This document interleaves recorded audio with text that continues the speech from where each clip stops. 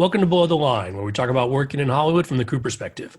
My name is Skid. I'm a former assistant director and your host. Today, we're talking about the original Party of Five, a television drama that ran for 6 seasons on Fox from 1994 to 2000, whose ensemble cast included Matthew Fox, Scott Wolf, Nev Campbell, Lacey Chabert, and Jennifer Love Hewitt, among others. High-level plot summary: living in San Francisco, 5 siblings struggle to stay together following the tragic loss of their parents. At Rotten Tomatoes, the Tomato Meter score for the first season is 90%, and the critics' consensus reads, "A sincere family drama full of tear-jerking moments, Party of Five excels at its authentic depiction of young adult issues." This show has been off the air for 20 years, but in case any listeners are planning to start the series from scratch, today's discussion will contain spoilers. I actually worked on this show at the start of season 6. It was my first assignment as a DGA trainee, and my guests today are some of the assistant directors with whom I worked. Della Penna, you were our first assistant director for season 5. You kicked off the 6th season and then left to work on the Jennifer Love Hewitt spin-off show, Time of Your Life. Welcome to Below the Line. And thanks for having me, Skid. Glad you're here, Chris. And returning to the show is Vince Duque. Vince, you started Party of Five season 4 as the second assistant director, became the key second AD, and worked as the key second AD for the entirety of seasons 5 and 6. Nice to see you again. It's good. So if we're talking about Party of Five today, rather than talk about starting up on the show and things on set, let's actually talk about that first episode when the three of us were working together. This is the first episode of season 6, Don't Let Me Go. Big wedding episode for Charlie and Kirsten. Even after 20 years, I have vague memories, but I know this was a lot of work to kind of be dropped in the middle of. What were your guys' impressions of this episode coming together? I mean, I remember I had a family reunion in Sacramento. So the last few days before we started filming that, I was prepping I was at my mother's house up there. And I remember I was on the phone a lot trying to get this whole wedding together and everything put together for the schedule. I mean, I don't remember too much more about that. I do remember, you coming on and that kind of stuff. The only thing I remember about that whole episode is just the actual day on the bluff, the wedding, the full day we spent out there with the wedding and then the drive away at the end. Now, coincidentally, I did, and I can't believe this after 20 years, but in my files, I found the production reports from those days. And so we shot 3 days the week before, Wednesday, Thursday, Friday, doing smaller scenes for me getting to know the actors and stuff, I'm sure. And then kicked off that next week with a Monday through Thursday shoot that started with the shooting on the bluff. But at that, we had a ton of actors who were out on location. That was another level of challenge that I'm sure was the biggest that I'd ever done at that point. I don't remember a lot about that episode except for that particular day myself. I remember having a plan in my head about how all this was going to go pretty smoothly in terms of getting the actors ready, rehearsals. And I remember thinking in the middle of the day that maybe we should have gotten a second person at base camp. So for folks who are not aware, base camp is where the actors are getting ready. And as the trainee on Party of Five, overseeing base camp, overseeing hair, makeup, working with wardrobe, getting the actors from the moment they arrived to set was my primary responsibility on that show. And this day, in addition to most of the family members, we also had a bunch of guest stars. And, there were a lot of folks we were getting through. And for a lot of them, it was the start of their season as well, at least some of the guest stars, the first time they had shown up. So you've got paperwork and everything on top of that.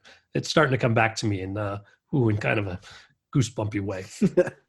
I mean, I come from sort of the old school. I mean, learning from Chris, that show was Party of Five was my first key second AD job. And having worked with Chris the year before, and then another year as a key, I already had this sort of the shorthand with him. And one of the things that I took a lot of pride in was being someone who could be on set with him as the key, as opposed to what is typically now the key second is sort of like the administrative AD, sort of junior UPM kind of person.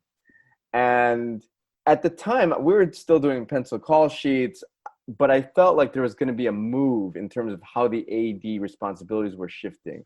because Chris was such an old school guy. I wanted to be that old school too, particularly because, I learned with Chris on set. And so I did background on set with him. He taught me how to set background in the way that I still set background. And I just loved being on set. And I remember being anxious that day because I would want to come to set. I'd have to do the call sheet in pencil, by the way.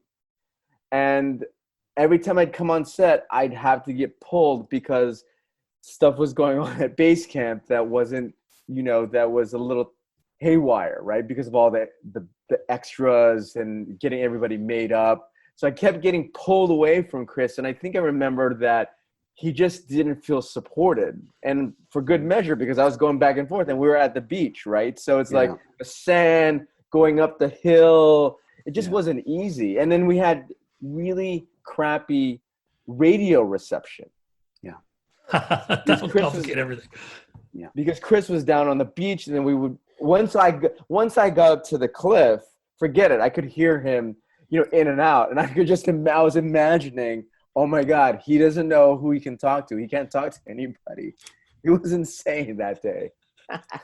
Yeah. I mean, I just remember that we had like over some 50 setups to do, and it was driven by daylight more than anything that day because, and I had made a deal with all the actors and with you, and I believe with you guys. And I think I kind of set this thing that everybody stays on the set. Nobody because they loved to go back to the trailers at the time. That wasn't really a big thing about cell phones. So now they all stay on the set. They just can't even get them off their mark because they're on their phones. But back then they would all go to the trailer. And I was just dying to have, it would kill me. And I think we were like on that, like right by that lifeguard tower. I don't know if we were all the way on the beach for some of it, but some of it was up on that. But you went up and down those stairs probably 200 times that day, Vince, probably back and forth. Yeah, definitely. And I remember, first, like just because I was a very fast talker and I was, driven to make that day to where the director was trying to slow me down. But I remember that was a time of that day that I kind of like realized that I had put Skid to the limit, and I backed off, and and I tried to be nicer about it because I needed that man in there in the game. Vince was all through it, and so I don't remember even having really trouble with everything was always there that day. I have to say, there was no failure like on us, because even the actors would stay with me. We got it done because it was chaos, but it all managed to get through that. I mean, I don't know how it all worked, but they were there when I needed them there. They stayed there the whole time. It got windy in the afternoon. It was terrible. We had the Steadicam trying to work through that. We got it all. It was just, that is TV at its finest, Skid. And you knew that after that. You realized you can't probably drive it faster or harder than that with that many people in that kind of situation safely. And that's what we kind of tried to do, I think. But I just remember it was ridiculous how hard we were driving the whole day. But I remember we got to the sunset shot of them driving away, and we kind of had to wait for the sun to go down like 10 minutes to get the right shot. I mean, I was so happy that we made it to that point. I think a part of that too was, and I'm not blaming this person, but Jessie was the second. Jessie, I mean, she's a really good person. She's smart. She's well-spoken. Mm-hmm. But when you get put on the spot like that, and especially when you work with Chris, you got to be on top of it. You have to be ahead of him because you just have to be ahead. Like, I mean, the way you're supposed to be. And even to this day, sometimes I feel like I can do those three jobs all at once. And we have so many people. Yeah. And back then we didn't have anybody. We had basically Jessie and maybe 2 PAs. Yeah. One was that AD's son. Remember that? What was his name? Oh, right. Zach. Zach was there. Zach was in with the actors, and he could get him out of the trailer for us. And I like that kid. I think he finally got in the guild. I'm not sure, but yeah, we had him for a while, but we didn't have and still to this day, it's hard to get, full staff, but you need. I mean, they pinch that, It was a big, but just a quick story about Vince in the background. Is that so? And we should say on this day we had about somewhere between 80 and 100 background of folks for the wedding and the support and that sort of thing. So it's a pretty large crowd on top of all those actors as well. Not only were they a big crowd, but they had assignment. Yeah. So we had Kirsten's parents or whatever, but we had set them up so that this was this person's uncle, this person's aunt, and then whatever. Yeah. And so that was a mess because they didn't know each other. So you were always wrangling these people to sit in their seat.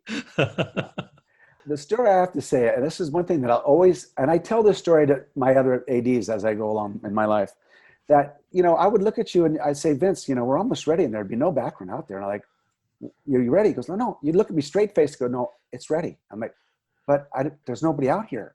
And I'd get the actors and I turn around and all of a sudden it's like the whole place is full, back to things working. I'm like, but he did that every dang time. I don't know how you pulled that off. I would like, especially in the restaurant. I don't mean to change the subject from the beach, but I remember looking at you like this, but he would like sneak in and do stuff when I was doing, he would set background little at a time, and which we talked about, I guess, but. No, well, partly it was because Joe Pernella, the DP, just hated to have all the background in there. So it was like I had to put him in at the last second. So I was like trying to serve you, trying to serve Joe, and Joe can be Joe, right? So it's blew like, my mind. Oh my God. But it was like, and I thought, now if this kid can do it like this is how it's got. If you can sneak him around and get it done like that, it was pretty damn cool, I have to say. But it would blow my mind because I'd like, by the time the actors all got in, it'd be like, this place is hopping, we're going. All the actors would be, it'd be like, all right. And you never failed me there, I have to say, for that moment. It was pretty crazy. Yeah, I'm kind of a terror. I'm kind of a terror at my seconds about that because it's like they just don't know how to set back. A lot of them are just so slow and they try to be so Spielberg about it. And it's like, dude, you have to direct every single person. It depends on the situation. Yeah, come on. Big groups at a time, for sure. Yeah, you taught me. Chris taught me how to set background. And well, I mean, when I started, I would run first team, and then I'd run on the set and set all the background. Yeah, that was my job, and I did it like for most of my early career. I'd have to set large amounts of background. Yeah, and so you just get patterns and stuff like that. But you learn a way to do it very fast, and you can just like most people know how to walk around a mall. I mean, if you just say go walk around, you don't have to tell everybody like look in that window. So I mean, you dug into that. Obviously you worked all that to your advantage, so it was very easy for you to pull it together quickly. That was a big part of that because they never waited on. When I was in AD there, they never waited on us. No, we waited on actors sometimes, but we never waited on us ever. Well, in Party of Five, the trainee was not involved with background. Interesting, I worked later shows where I cut my teeth as the trainee with some background. And although on that show, I think the second was the onset. To your point earlier, Vince, how each show runs that. And oftentimes the key is off doing the paperwork for tomorrow. But on Party of Five, the job was running that base camp, getting that first team ready. Now, I had been on sets before. I had done 3 or 4 months of PA work before starting in the training program, but this was my first time having those kind of responsibilities. I don't know. I get a little stressed just thinking about it, but you guys didn't fire me. You didn't switch me out. So I appreciate that. Trainee, man, you got to train them. What was your impression about the day, Skid, from your standpoint? I think just the matter, I just think that I was making mistakes on probably communication more than anything. That one of the biggest things about being at base camp is having all the pieces, kind of knowing what they are. If they're just waiting for you to say exactly what to do, then you can't be everywhere at once. And so making sure that this person was ready for that chair and that they had warnings and that hair, makeup, wardrobe, everyone was working together. I think that was probably a challenge, I'm sure, for me at the time to move that many pieces all at once. I mean, I think I got better over time, but again, starting out, you can tend to focus on these things linearly. When if you've got 9 actors, you've got 9 separate lines, you've got 9 people at different stages of their getting ready, and you got to keep everyone informed about all of that at the same time, but not in sort of a group way. You got to handle each person with the information they need to know at a given time, and that's a lot to juggle. Plus getting them to sign paperwork and keeping track of the actor times and stuff some of that stuff might have slipped through the cracks. Well, that was the thing, was now that I think about it, was you were doing your job managing hair and makeup and wardrobe and the actors, but the information coming back to me wasn't as timely as I needed it, particularly because I think sometimes we would flip scenes or flip angles depending on where the sun was or whatever, right? So like, you know, we'd have to call an audible, and then Chris says, no, we're going to do this shot now. And then, you know, then we needed all these, you know, this part, this angle, and it involves whoever. And you're like, where is Matt? I don't know. I thought he was down with you. Yeah, the sun drove that moment, whatever, you know, all of a sudden, you know, Penella's like, okay, I need this wedge. I'm like, I don't have that wedge right now. You got to give me a minute. And it would be tough just to find, like you say, that group of actors that was with that family member at whatever, you know, that group, you know, it was tough. But I don't remember waiting at all for that. I don't remember waiting. Oh, you waited. I don't remember too much about that. Yeah, because it was like just got up Steve's butt so much about everything. Yeah, it was like it was for me like being 5 places at once, because I wanted to be on set, right, and then I needed to help Skid. And look, Skid, it wasn't your fault. It was a lot of people. So it was a rough first day dealing with that, and then we didn't have a background PA. We had Zach, we had Jesse, and then we had maybe like a day play, and it was a guy named Jeff Murillo. We had 3 people, and that was it for 150 people. And 12 actors. We had 12 actors, I think. It was crazy. And so, you know, when you do a scene like that, at the beach, in water, on sand, to this day, it's never easy. No, I know. It's not. Thank God we used natural light. I think he had a couple of 12Ks running, but otherwise it was pretty much natural lighting, you know, and we let it rip. Yeah. But I just remember telling Steve Robin that he doesn't have another take. And I've never done that to a director in my life, ever. But that day, I had Paul and Ken on the phone with me so much about just telling me what to tell him, because, you know, they wanted to make it. So it was a lot of pressure in that. And now that I'm, you know, 80, you know, hundreds of episodes since then, I don't know. I mean, it still would have been a hell of a lot of pressure. I think I might have been a little more easier on, you know, the process of it, but it still would have been one heck of a day, no matter what. Chris, you mentioned Paul and Ken. Tell our listeners who they were on the show. Ken Topolsky was the producer, and Paul Marks was producer, production manager as well. And Ken, you know, I knew Ken years ago. That's how I got on with these guys. And I'm still with Paul Marks today, and they're both been great for my careers, and really great people to work with for me. So it's a good point. As a first AD working in television, you've got not only the director that you're trying to deliver their episode and their vision, but there's the larger arc of what the episode can afford and what the show can afford. And you're hearing from the producers at the same time. Well, television, you work for the show as an AD, and then feature, you work for the director. The director is pretty much the one that can fire you on a feature, and you're with that guy, and you're that guy. TV, I'm doing it for my show. I don't want a director to come in and manhandle the actors. You don't want to run anybody in the ground. You want to keep it kind of smooth going. And so you're kind of monitor all that. And, you know, Steve Rodman was one of our in-house directors. So they all, you know, but they loved to make sure that we made it, you know, and as we did, I mean, they saw that. So they were just normal pushing producers at the time. It wasn't anything weird or anything like to get on them or anything. But I just remember, you know, me, you know, you don't have to wind me up too much to get me going. And I was like, wow, I wanted that day so bad. It was something to get. But why is it, Chris, that you get away with winding up? When I do it, I feel like people are pissed at me, or like people go like, why are you so wound up about this stuff? Why people feel sorry for me, I think. Like, I mean, I don't know how many times when I've shown up in the morning and I'm just getting a cup of coffee and some guy's like, hey dude, slow down. You're like all over it. You know, I don't realize how fast I'm actually going until somebody like corrects me, but it almost happens almost every day where when you're working. I mean, I feel like I kind of, you know, I emulated sort of your energy and how you like to do things, and sort of being funny on set, and then, you know, kind of like, you know, being the ringmaster in a sense. Right. But for some reason, when I get riled up or I'm trying to get the crew going, people are sensitive. Yeah. I mean, it's changed for me. You know, I've had to really kind of tone it down over the years, because it has, for, you know, because I mean, I would, you know, I'm lighthearted, and I would, you know, but you have to care about everybody. That's the thing too. But I have to say, like, yeah, there's a lot more sensitivity on the set now. And so for me to push somebody along, maybe I wouldn't probably do that as much now, just for the fact is not that we treated Skid bad that day, but the pressure that we put on Skid, that might not be possible to do anymore. Oh yeah, definitely. You just can't put that kind of pressure on a kid.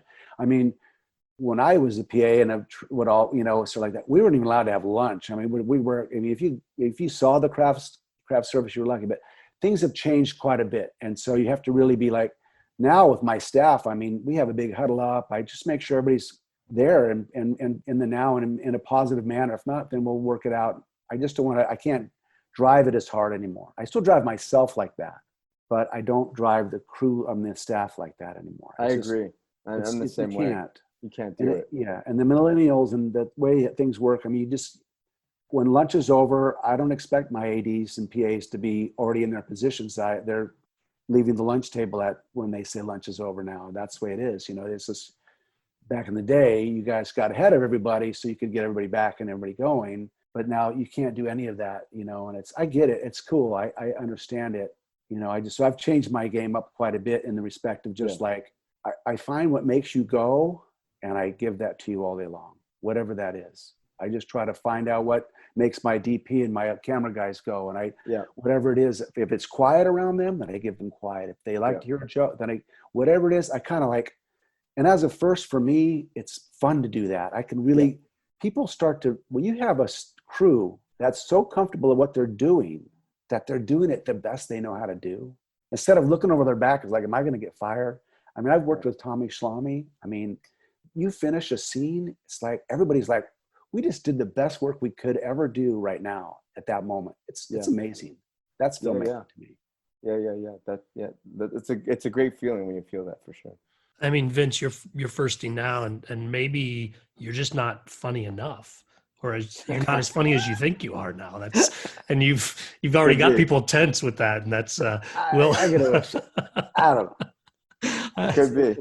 I can't extrapolate from our time all those years ago, but Vince, we'll do another show where we bring on some of your current crew, and we'll try to get the truth out of them that way. Okay, we'll try to see what they think about that. We'll ask that same question again.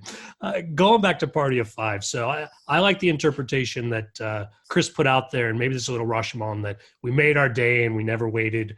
Like, that's one version of how that day went down.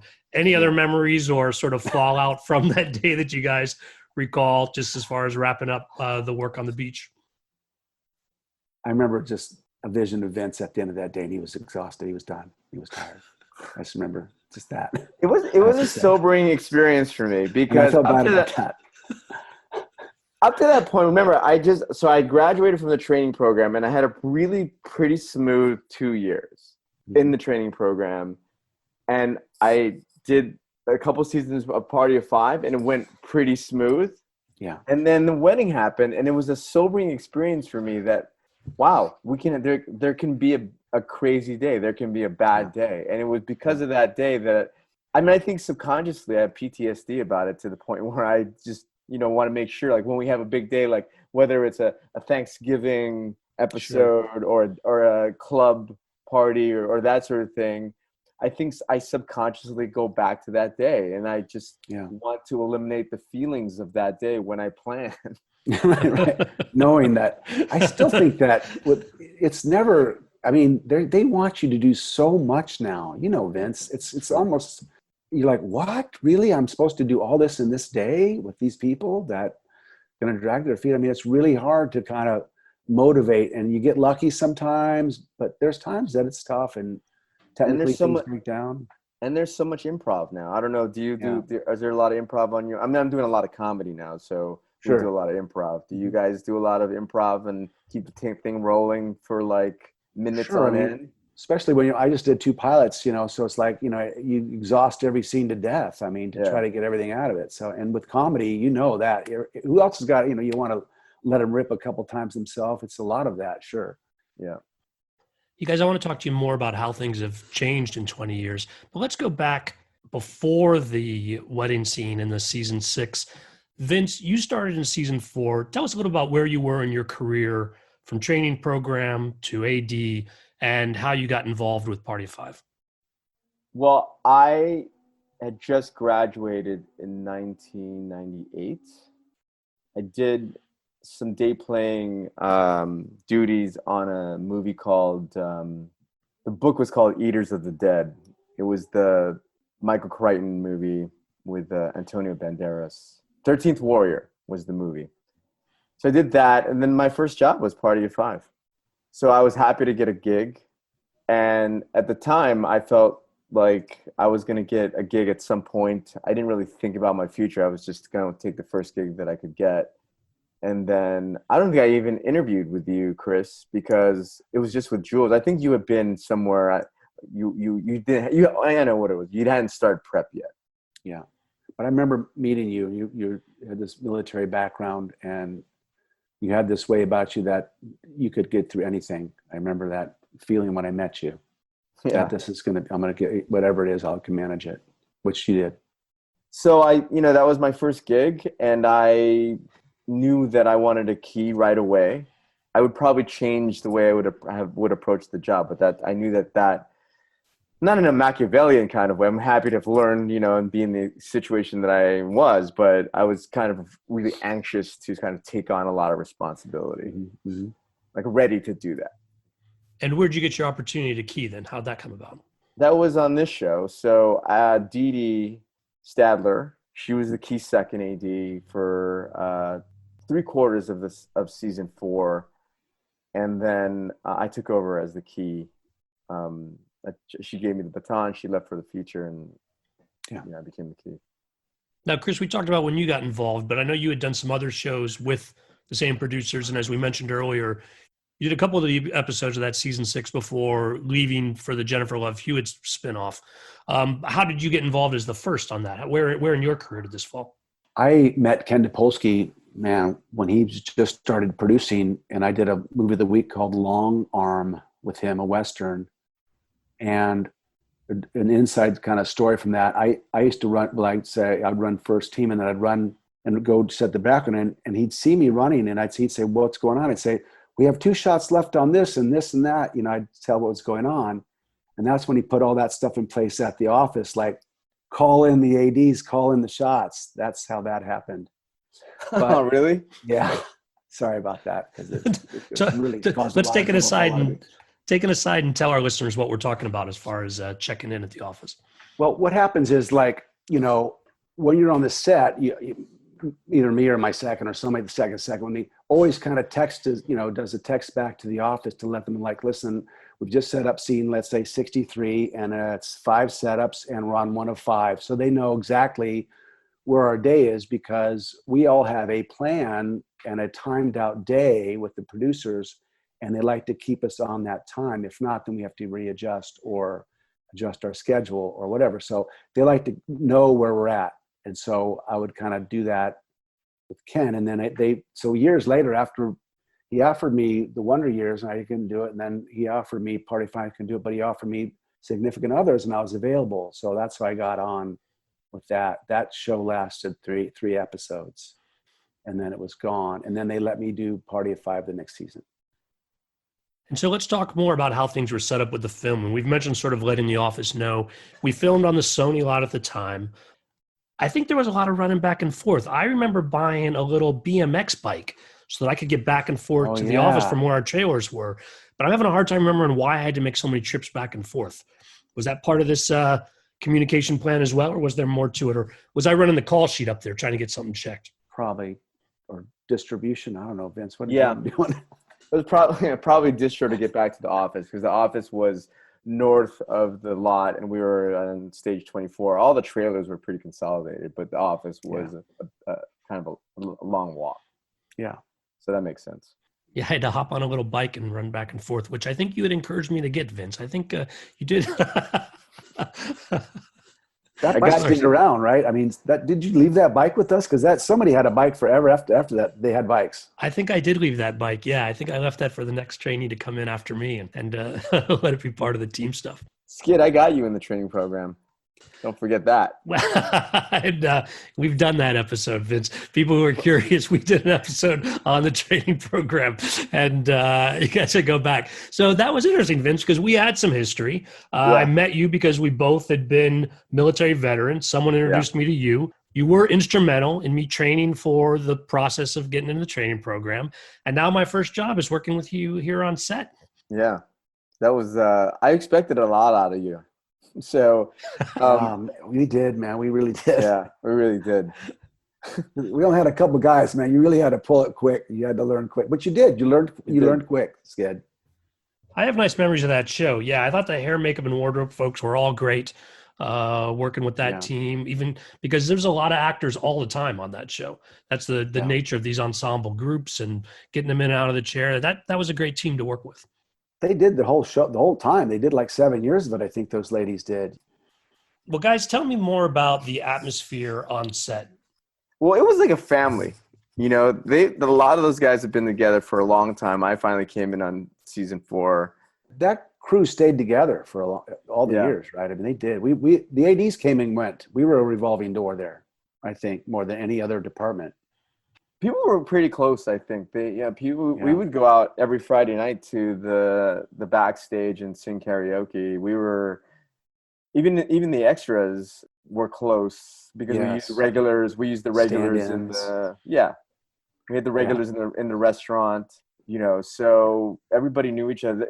It was like a family. I mean, we were there for 14 hours a day. We would have a few 16-hour days. Yeah, and when I got there, they weren't cold to me at all. That was a very warm group to be with, and they accepted me and my quirkiness, and we all got along really good. I liked that crew a lot. I mean, we were noisy. They were noisy, but it was fun. It was just a fun thing. I have to say, you're right. It was a good bunch of people.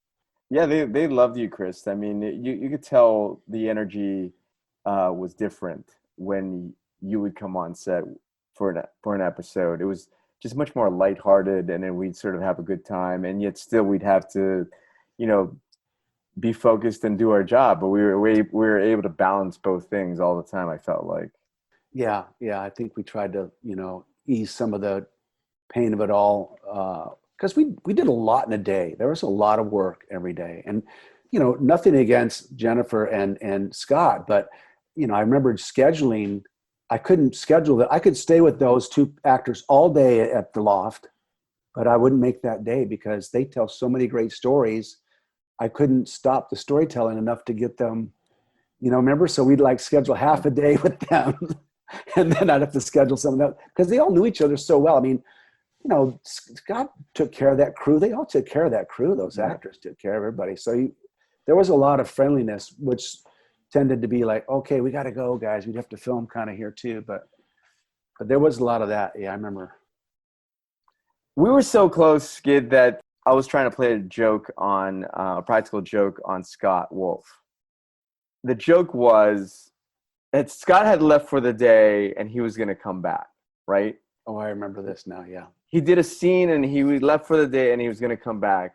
And I don't remember telling you if you were, I don't know if you were still there or if you had left for time of your life or I was there and I remember Paul Marks was in on it too, I think. Yes. So I told Paul Marks, the UPM, just to let everybody know I was playing this joke. Mm-hmm. And so the joke was that I had mistaken the fact that he was leaving for the entire day and put somebody else in his trailer, and that whatever actor was going to be in that trailer had gone like Johnny Depp on the trailer, like drinking like crazy, went nuts on the trailer, right?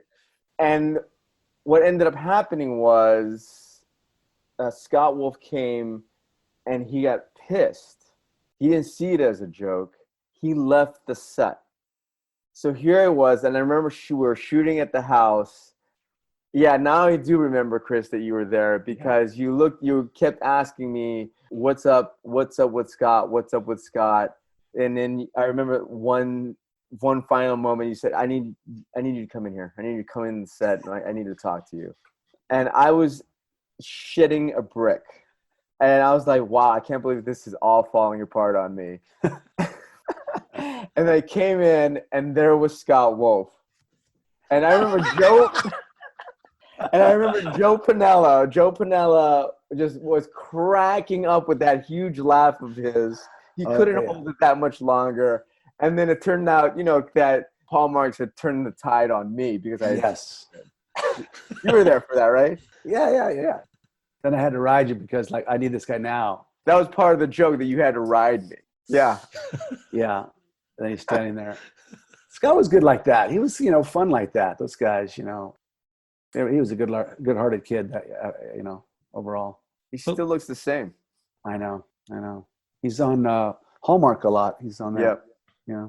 I do recall that we called Scott the mayor of Sony, and he kind of embraced that. Like he knew everybody, would talk to everybody, he did a lot of handshaking. He embraced it, and he should.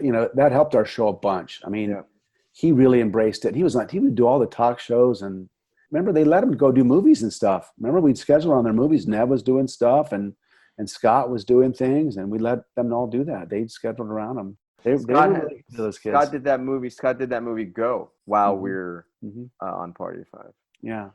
Let's talk more about the cast because they were all relatively unknown when they started the show. You guys aren't there from the beginning, but you're coming in the later seasons where they are having these other opportunities and they are all looking past the show at their larger careers. What was it like to work with them in general? For me, when I first met them, they were very kind to me. And so it kind of held the whole way. I just was it was a good season for them. They were happy with their whatever. And I just kind of came in and I won them over pretty good.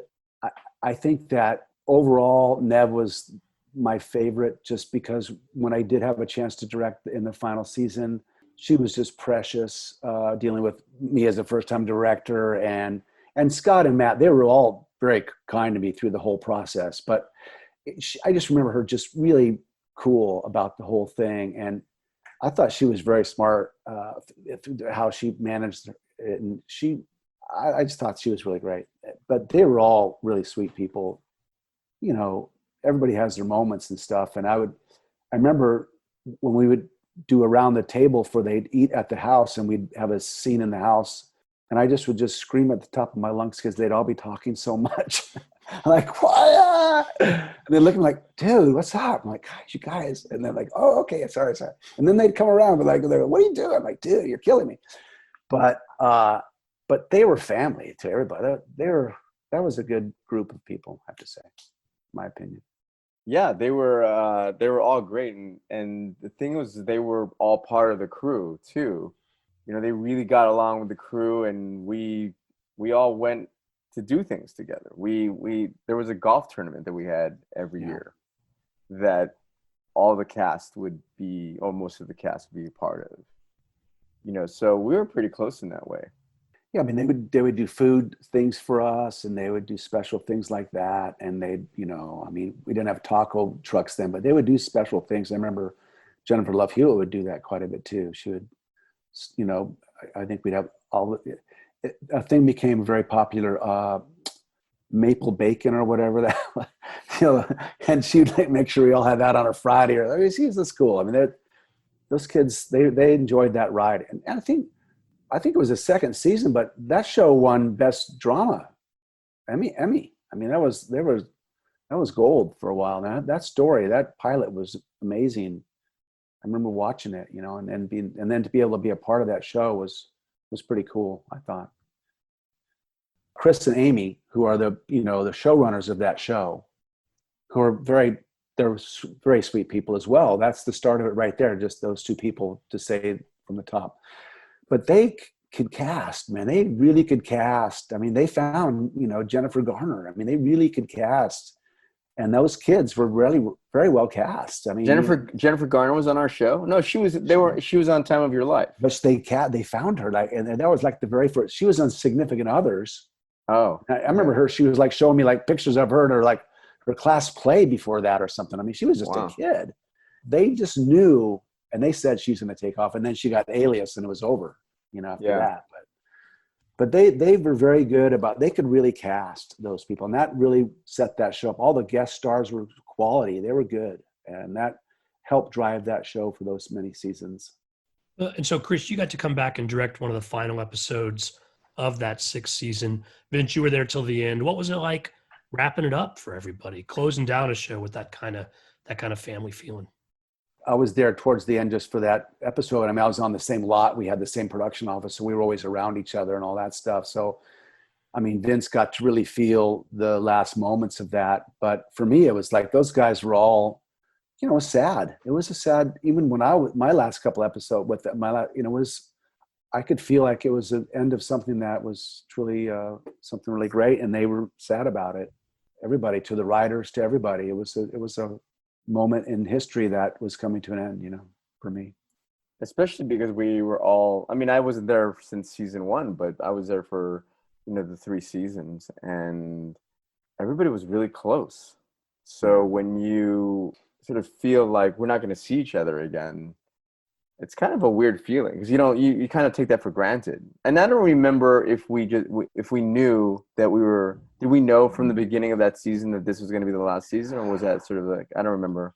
I don't remember, but I remember towards the end, they started where they were going to auction off things. And so we got to pick things out of the house, and that was very touching for people, what they took and stuff. That was very hard.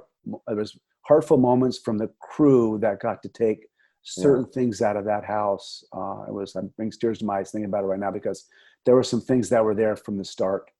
It was a cool way to end it, that the crew got to have things to keep.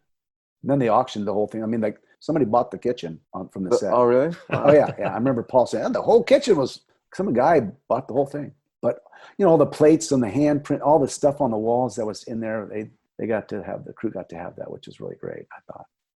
I wrapped up a few other shows since then, and it was never like that. It was never like that warming, and people still get together, and here we are 20 years later still talking about it. I mean I still get residuals from I'm still in touch with a few people, some of them on Facebook for sure. Joe Penna, the director of photography, I play tennis with him every now and then. And he had directed quite a few of those too towards the last few seasons. He was directing, and it was always fun. Ken Topolsky would direct, and as our executive producer, it was always fun because he would come with like lottery tickets every day for everybody, and it was just like Big Daddy gets to be out here all day long and direct with us. That's what I kind of felt like. It was like the guy that he's like dad's out here directing with him. It was fun for us at that moment, with him. I thought crazy because you do all this extra stuff, but it was always fun. He made it fun. He took care of that crew too. Those guys. He really did. Those guys took good care of that crew, I thought.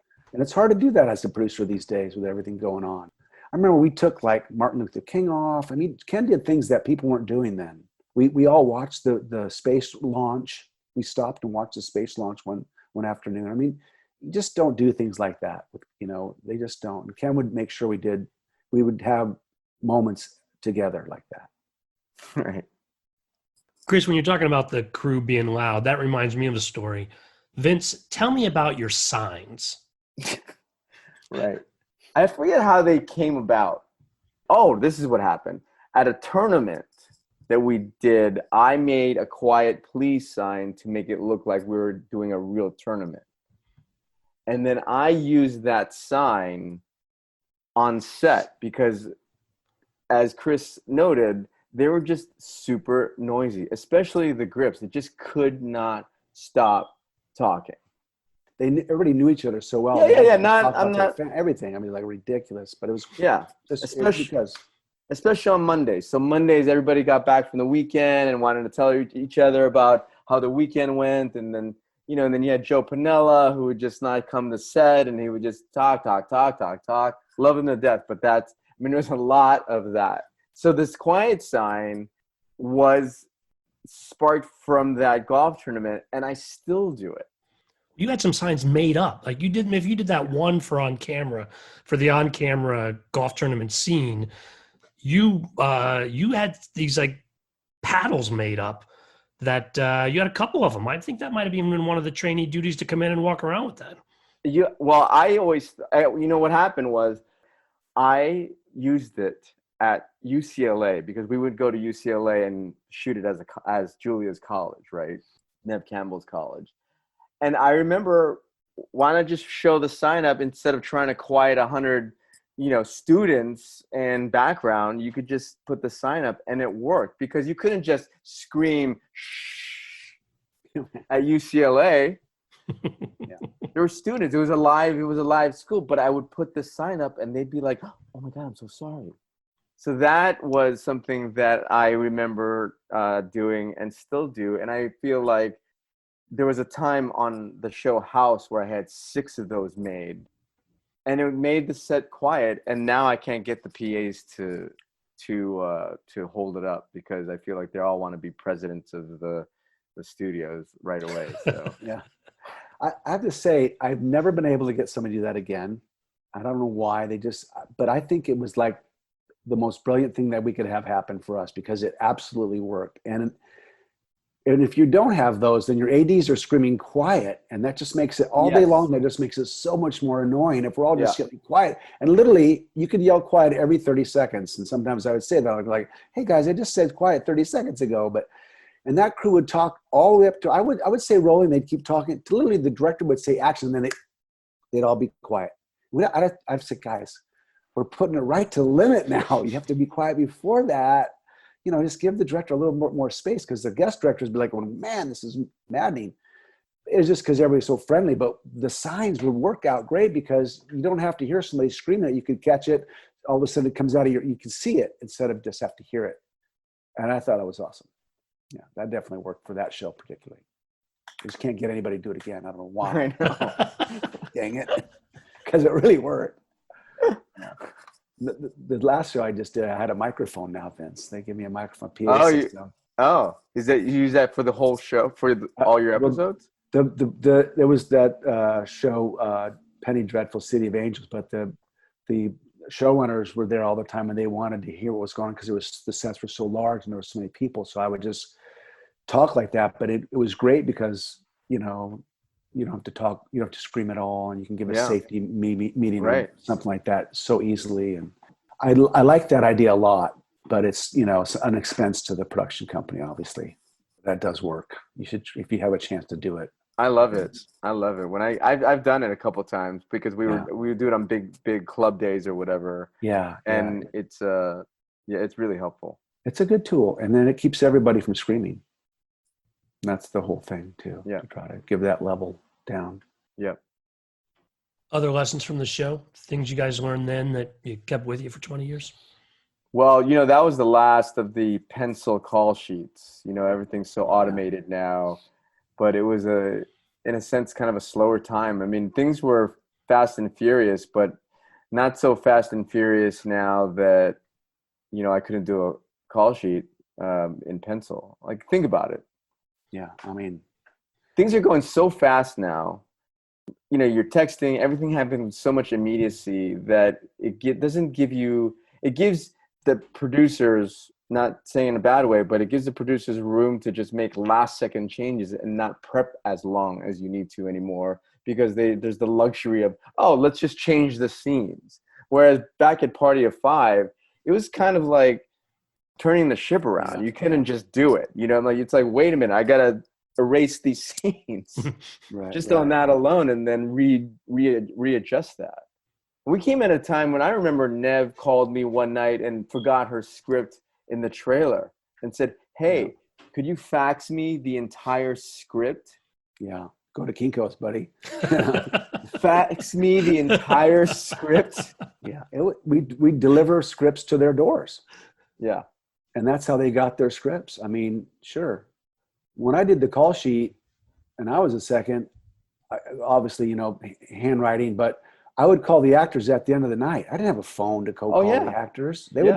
I'd call them. There would be one call, man. I'd make it at the end of the day. They'd get a call. Now you have to call within minutes, or they're like, "What's going on? I don't have any idea what's going on." It's like everything has to happen now. That's why you'll never have a second AD on the set again. Yeah.